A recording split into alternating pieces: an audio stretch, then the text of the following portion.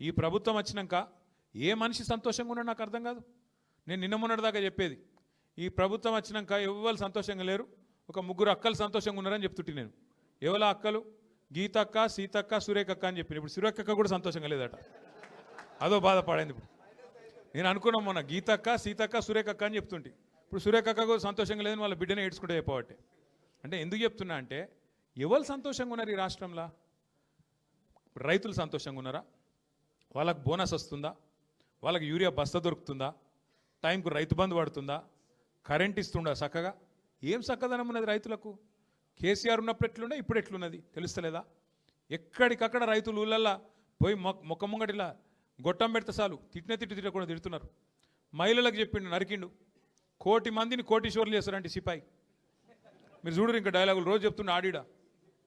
వెనకటికి పిట్టల ద్వారా ఉంటుండే ఒకడు తుపాకీ పట్టుకొని 1,000,000 మందిని కోటీశ్వర్లు చేస్తారంట. నేను ఒక్క మాట, నాకు పెద్ద లెక్కలు రావు నాకు, నేను మిమ్మల్ని అడుగుతున్నాను. ఇక్కడ లెక్కలు వచ్చిన వాళ్ళు బాగుండొచ్చు, ఎందుకంటే మీరు మంచిగా రియల్ ఎస్టేట్ చేస్తారు బాగా, శంషాబాదులు లెక్కలు బాగా వస్తాయి మీకు.